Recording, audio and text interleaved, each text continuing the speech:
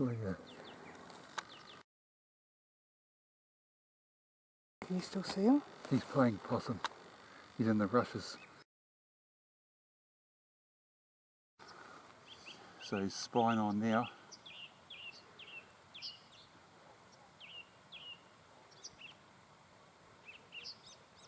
Yep, come on, couple more steps.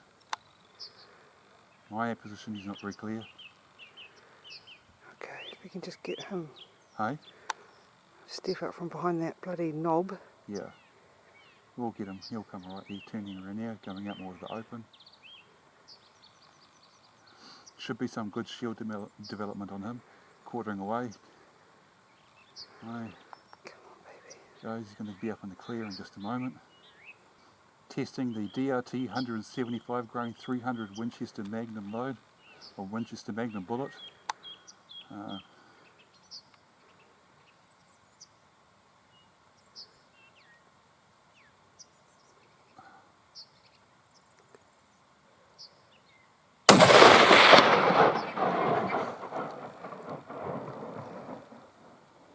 Dead. Good. Difficult shooting conditions, very high stress. As Steph said, because I was test shooting this, I didn't set about making drop charts. I used the phone, and that is such a fucking stupid thing to do because the phone is so slow. Under an intense situation like that, it just wastes precious time. In the real world, using your iPhone on a hunt is just a fucking balls up. Well, that was the DRT 175 grain bullet, as loaded in 300 Winchester Magnum, and I'd loaded that to 3,000 feet per second. So not a horrendously fast load, but a very potent load, all the same. And we'll go down and have a look and see what happened to that boar down there. Right. So this is the boar that Nath shot. He's quite... Oh shit, that's an incredibly dense shield, man. That's...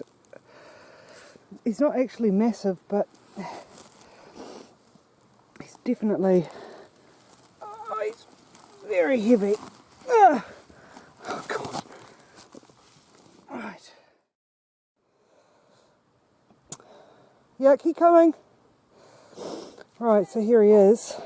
Bloody hell. I'm not sure if that was the... I thought that was actually the entrance.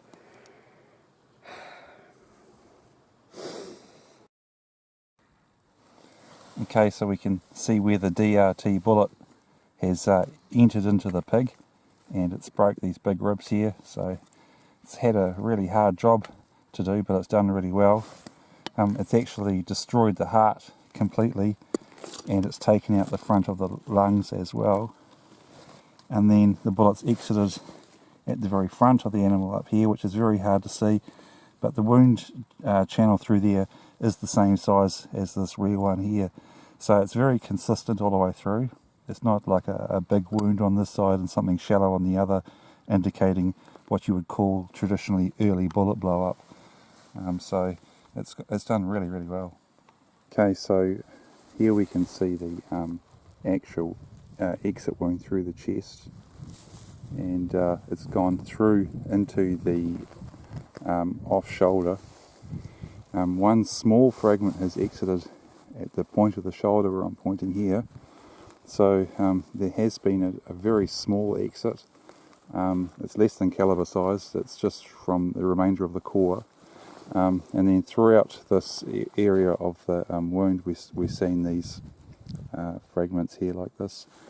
So the bullet is behaving as it was designed to behave.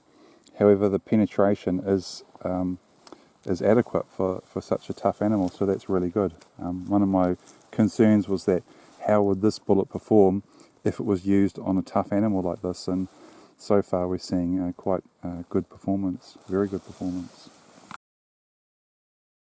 I'd been looking for a good boar for a long time to test the DRT bullet. I really wanted to push it hard and see how it would perform under adverse conditions.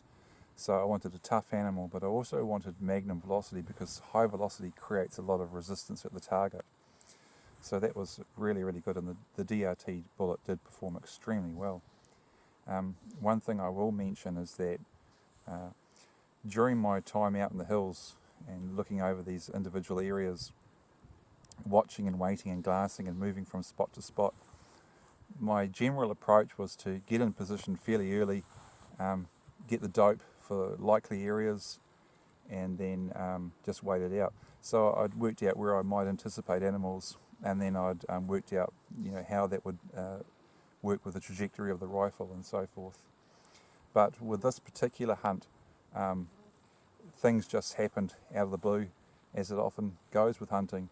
And in this case, I didn't have print drop charts with me, and I was relying on my iPhone. And when I'm testing, I sometimes do that, and it's as a part of research.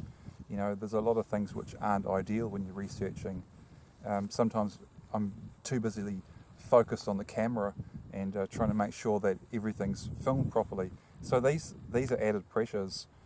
But I think during that filming, you should be able to at least sense the level of frustration I had by not having printed drop charts, by not having the rifle set up as my everyday rifle, as what I would call a hack.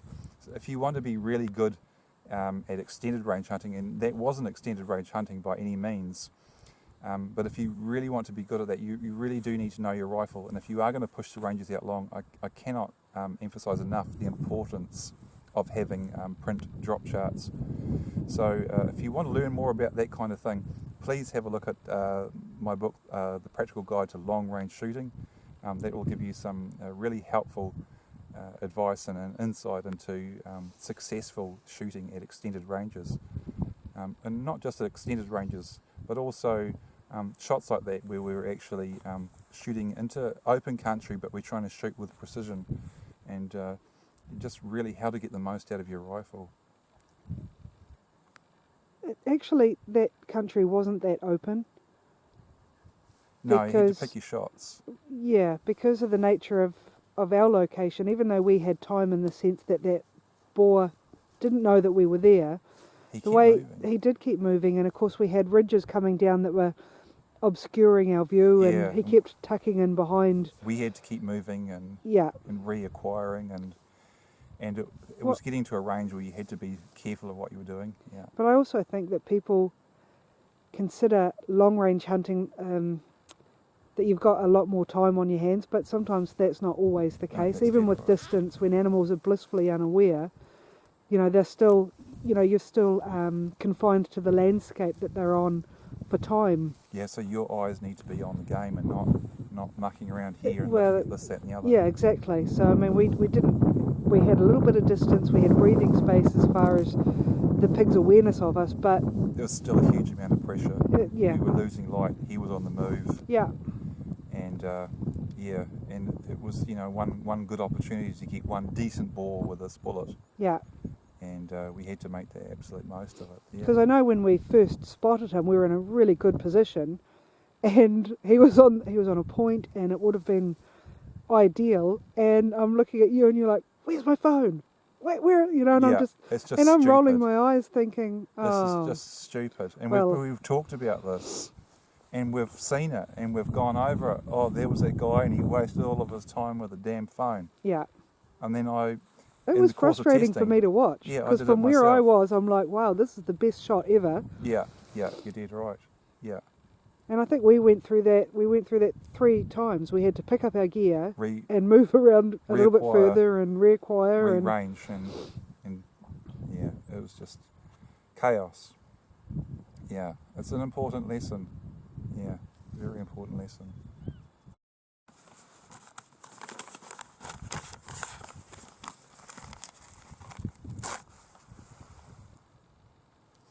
Pretty sharp.